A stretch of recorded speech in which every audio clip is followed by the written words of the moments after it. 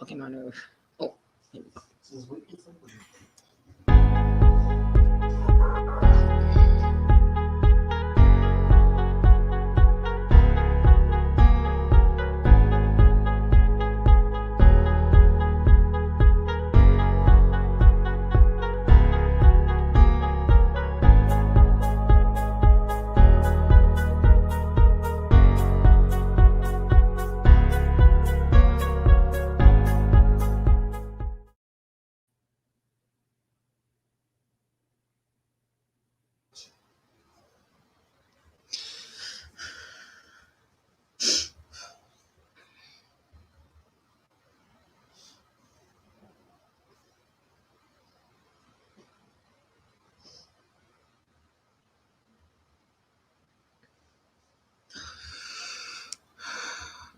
Hello, everybody. Hello.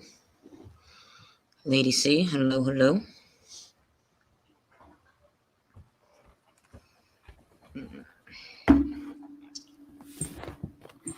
I'm here. Well, hello there. Mascot, hello. I'm just waiting for a couple more people to come in before we start talking about our topic tonight. Getting back on track.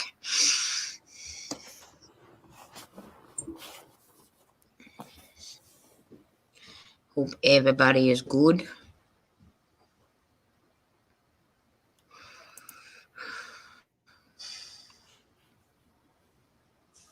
How we all doing?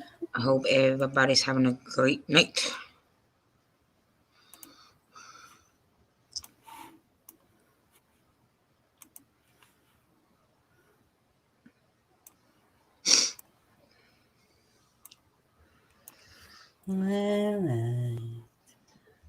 Let's see. What am I doing? I don't know. I'm about to go share us out.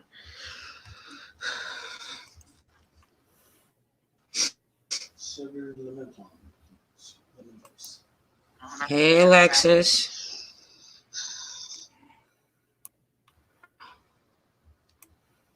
How are you doing, my sexy sister?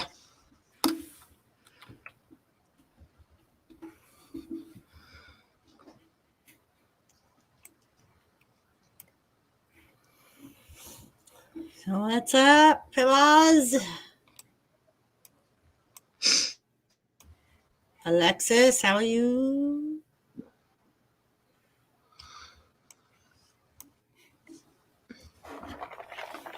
Gary, hello. Oh my goodness, Gary. He's in Doris's chat. Gary. Gary. I feel you, bro. I feel you. All right. It's all Seven Heads' fault. I know it. Okay. I'll just go with that, so, Wolfie. the people.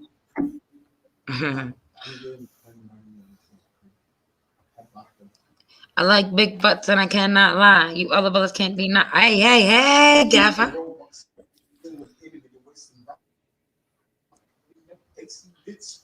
We're doing a child story. Yeah, Gary. All right.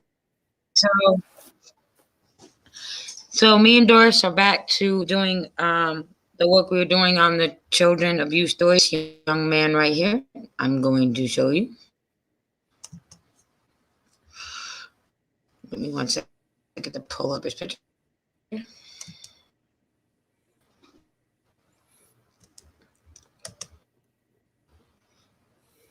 Come in. Welcome here. We're going to eat. Go up. Yes, Gary, we are. Overlay liking me. Sorry. We are fighting with my computer, streaming y'all. on both Lisa and I's channel.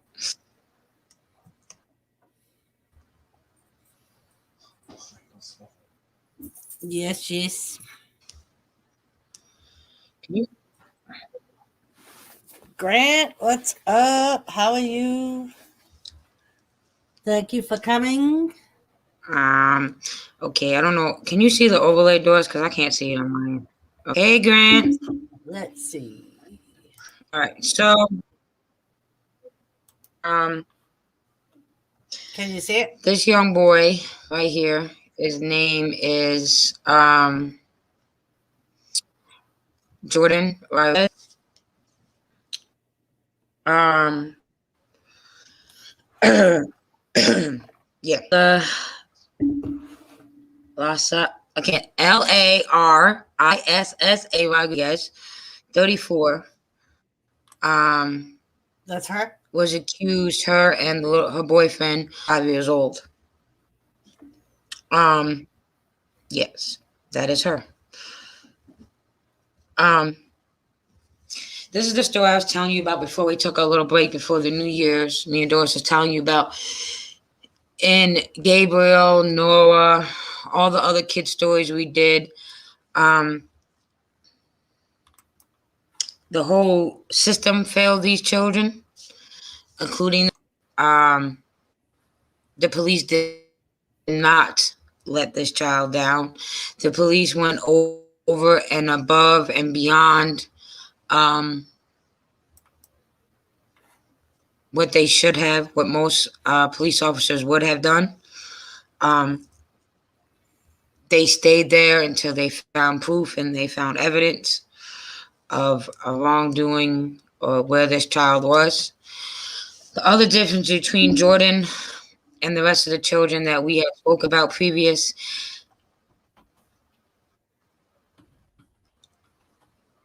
I know, Gaffer. You know you're welcome to come up and help if we start slacking. Hey, Maria. Um, the difference between Jordon and the rest of the children was Jordon was disabled. Jordon could not speak. Jordon went to a special needs school. So his abuse kind of went under the radar from everybody because Jordon couldn't speak. Jordon, when the mother felt like she was going to get caught because he was in special needs school, she would just pull him out and say she was homeschooling him. Um,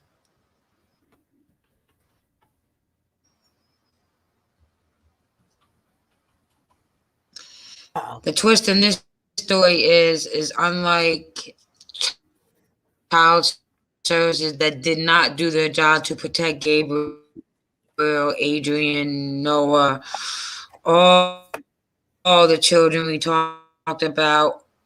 Her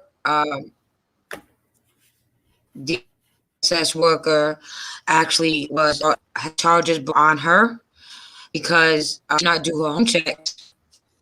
Jordon and the rest of the because Jordan's mother was paying her every month for not come do the home visits. The rest for them was to her 10th child while incarcerated. The police pursued this as hard as they did and did their job is because the mother's boyfriend, whose name is, hold 1 second, please. I have it written down. Low budget production. We're just getting back into things. Christopher Rodriguez, which is not the father of Jordan, called his brother, who was stationed away overseas in Pakistan. He called his brother and told his brother what that they had done to Jordan.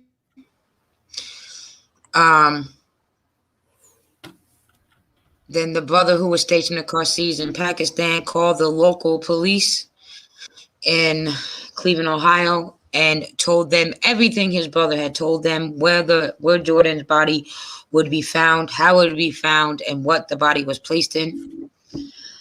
When they arrived at Jordan's house, his mother had answered the phone. By then, Christopher had already been locked up for incarcerated for back child support. There was the next stream we do next week. We're gonna play the video clip of the police officers going to the house, questioning her about Jordon, and you see the younger children on the steps as the police are questioning her or Jordon's whereabouts. When she was asked where Jordon was, she said Jordon was with family in Texas, his father.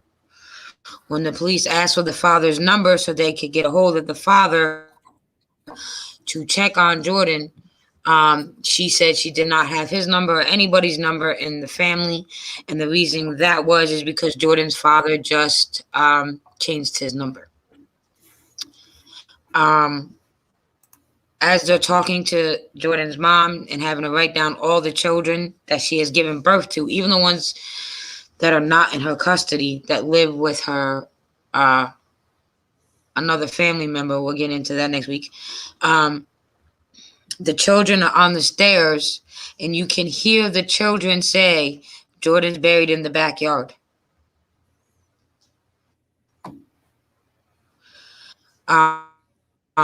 By this time, the second officer went to the backyard while the other officer continued to talk to Jordon's mother. And while they are searching in the house was infested with cockroaches, bed bugs, and it was filthy. You could see one of the officers said you've seen the cockroaches crawling in and out of the children's cereal on top of the fridge. They proceeded to get a search warrant. Once they had got the search warrant and questioned the boyfriend and the mother, they had found Jordon's body buried in the backyard in a green duffel bag with his blankets, his pajamas, and I believe there was mothballs in the bag too.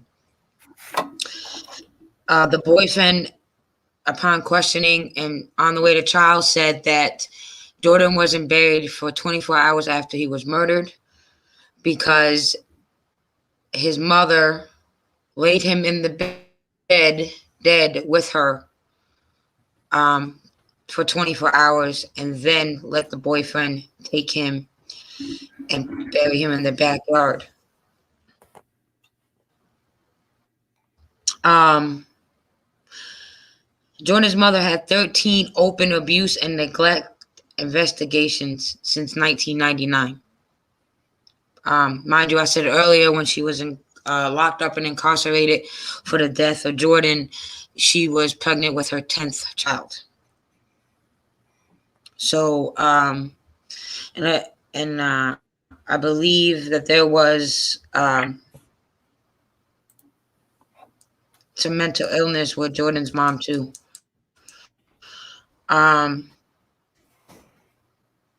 The social worker, like I said, so not only did Jordon's mom, before I sidetrack again, not only did Jordon's mom was she prosecuted for the death of her son, but was also she also pled guilty to trafficking in food stamps, telecommunication fraud, grand theft, and money laundering. She got charged with that because of her social worker. Her social worker, Rodriguez paid her social worker about 50 cents on the dollar in cash for the use of Rodriguez's food stamp benefit card. There's a lot of Rodriguez's in this case. The social worker's last name is Rodriguez. The boyfriend's last name is Rodriguez, and so is Jordan's mom, and so is Jordon. So we're gonna have to get a little clever with this. So the caseworker, Rodriguez, paid Jordan's mom about 50 cents to the dollar. Jordan's mom used that money to pay for her cell phone bills, gasoline, and to visit her boyfriend while he was in jail.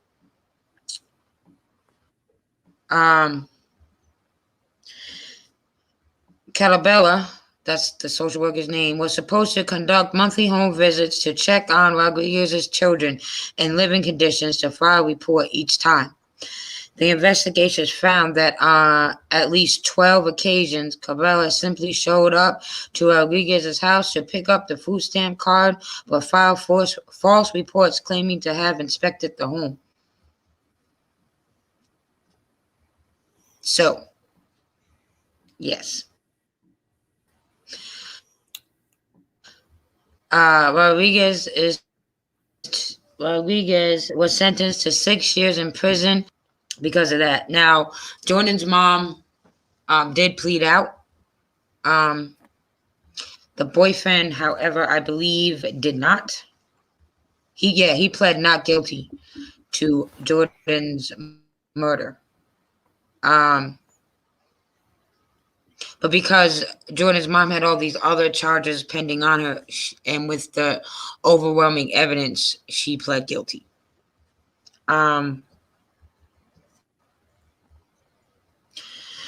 So this is Jordan. That's Jordan's story in a nutshell. You know how we do it over here on the round table. We give you an introduction so you can choose to go look up the Jordon Rodriguez story. He is from Cleveland, Ohio. Like I said, he was 5 years old.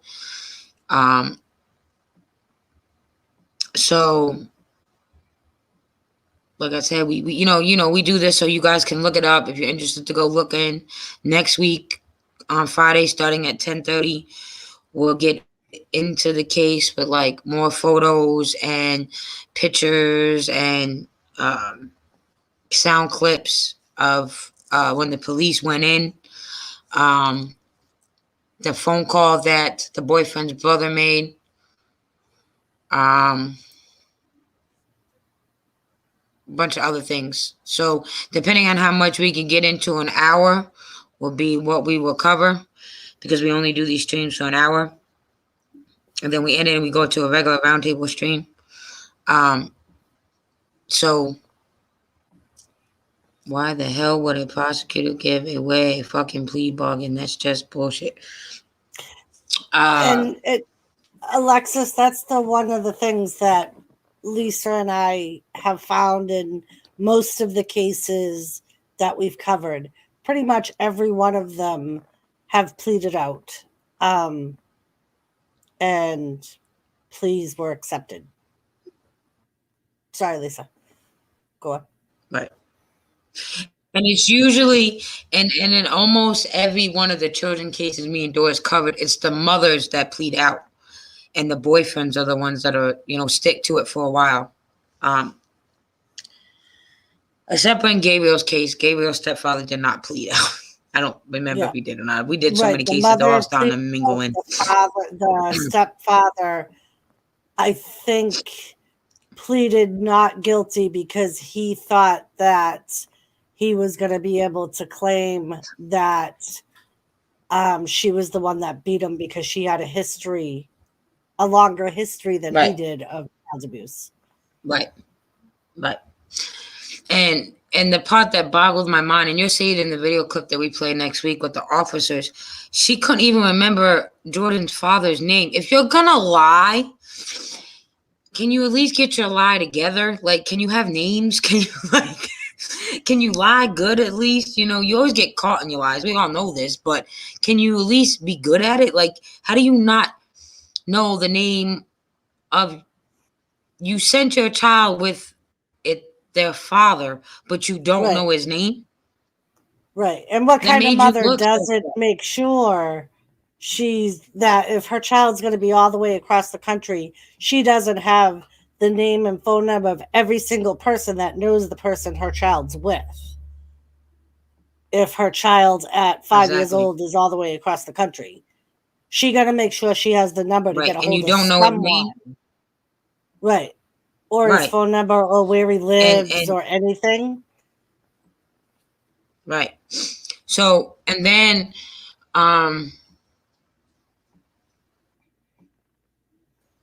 when they asked her about that, she was like, "Oh, we wasn't together like that. We wasn't in a relationship. I met him on the internet. It was kind of like a booty call thing." And I'm just like, yeah, sugar. When we start, it's going to be one of the cases coming up.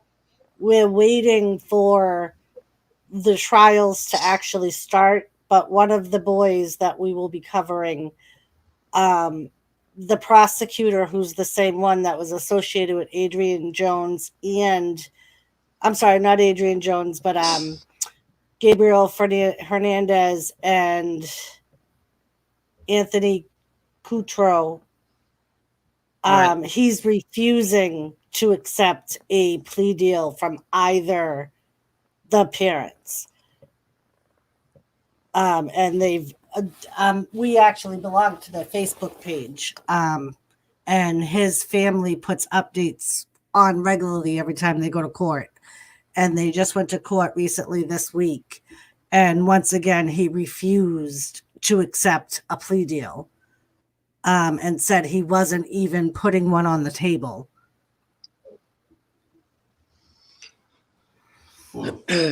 Because in that county, you guys got to remember, they're tired of it. That county, that sheriff's department, not under the new sheriff. I don't want to bring the new sheriff into this because he really is trying to work to the old administration of that sheriff's office and DCS and everyone that should have been protecting these children didn't. So people are frustrated. They're tired of it. They want.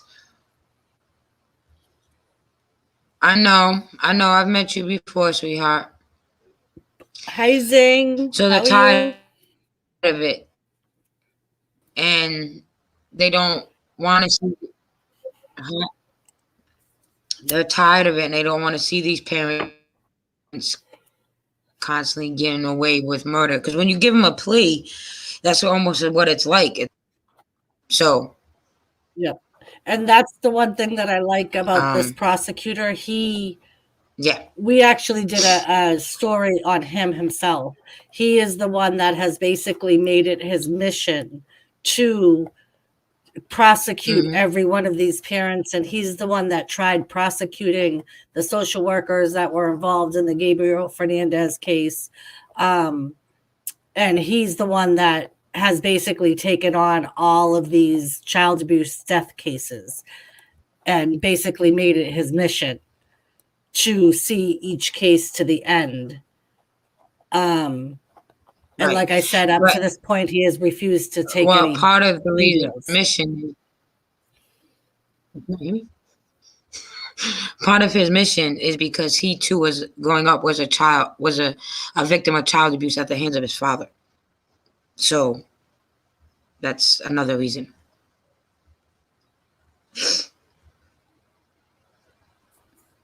Hello?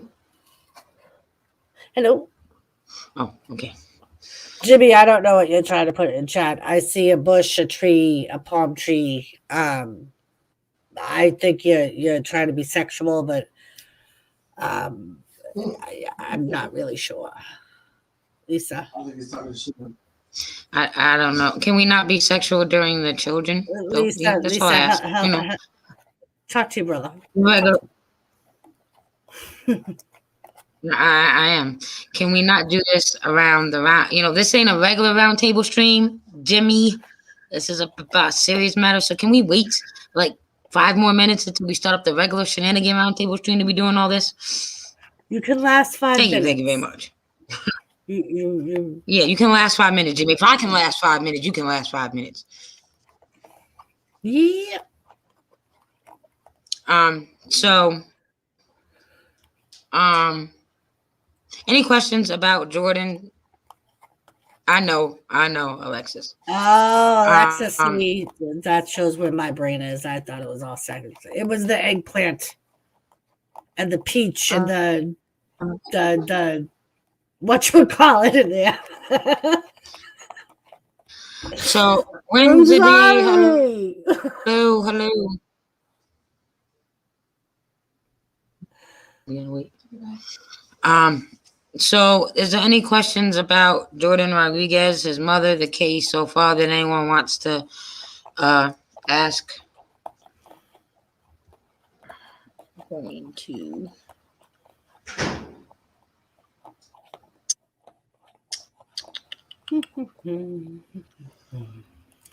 Darius, what's on your mind? Apparently a lot more than I thought, Gary. Maybe I'm the one that needs to He spend told some me more to get time him, with Alexis. That's why I got him. He told me to get him. That's why I got him. She told me to get him, so I got him. You know how it works. All right, so the link I just put in chat is to one of the newspaper articles about the case. If anyone would like to click on that link and look more into it before we go live about it again next week, you're more than welcome to. I know it's been a while since we've done these. I had to get back into it. A lot of shit going on. Still is, but I need to get back on track. I need to get back on my game, man. So if there is no questions, any more questions about the Jordon Rodriguez case, we're just going to end this stream and go to a regular roundtable stream. But remember, next week at 10:30 on Friday, it is not a roundtable shenanigans stream. I take these streams for the children very, very important. So I want to try to keep the chat. I don't want it to be boring and all serious and sad, but I don't want a bunch of roundtable shenanigans in these streams in the chat because we're trying to do some good here. We have our roundtable shenanigan time, and then we have this time, and it's only for an hour. Us roundtable folks can handle an hour. Yeah. If you don't like what we're talking about and you don't hear the stream, you're not interested, just be respectful and leave and come back when we start up a regular roundtable stream. Same rules apply. All right, Gary. Thank you for watching, Gary, and we'll see you in a few minutes. And Alexis. All right, we'll see everybody in a few minutes. I got to start a new stream for the roundtable shenanigans. Mike, let's see you.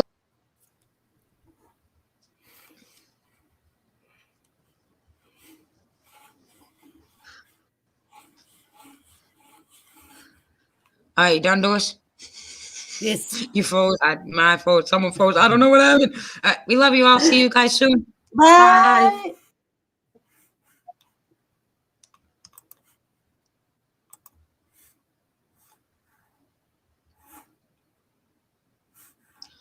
Did you